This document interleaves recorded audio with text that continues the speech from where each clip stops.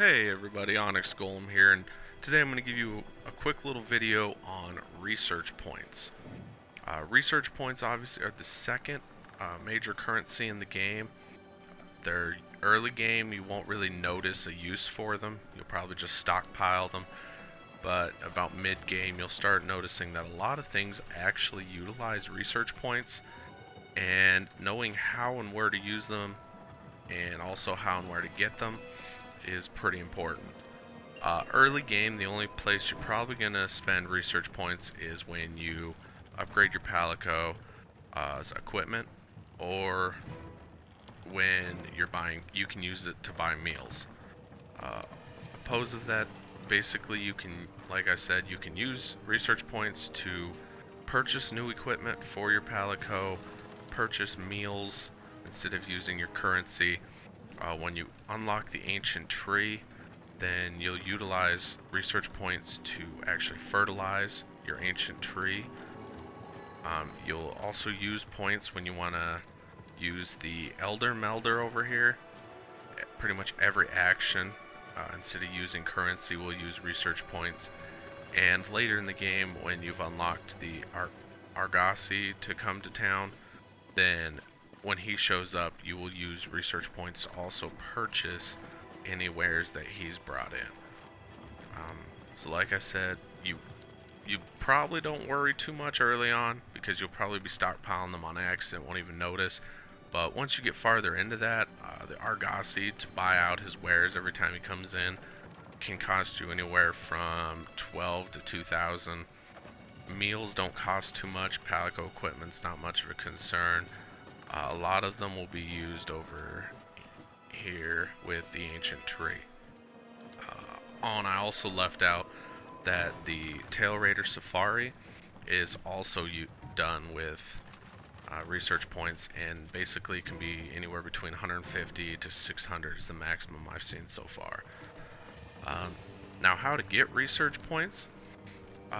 If you've noticed, anytime you're in the field and you're doing random things like picking up monster tracks or catching fish or anything with the capture net, you'll notice you're getting a little points, and at the end it'll tally all those and give you a nice sum.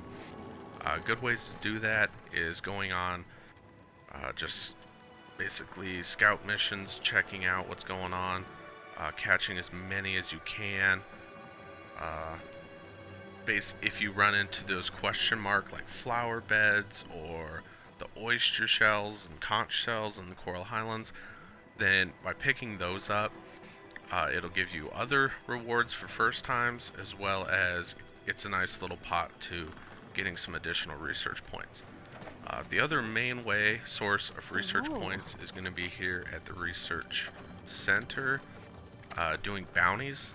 As you can tell, by doing bounties, they give you nice little chunks of research points.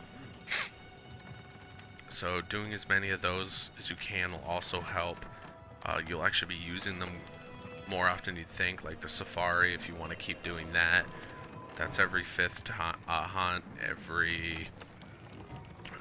The Argosy can be anywhere around the same. You can complete deliveries, but by completing deliveries, it also does require research points.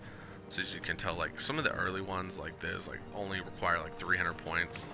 No big deal, but when you get to these higher ones, you'll need upwards of 1,000, 1,500 research points per delivery as well.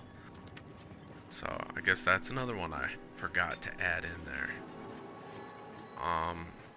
Yeah, and like the Elder Melder, she uses quite a bit of research points when you want to craft some things. Now these ones, obviously a lot of the materials and consumables aren't that much, but when you get to decorations and want to meld decorations, those are up to 1,000 apiece for the little bit better ones, and they might even get higher when the more she gains.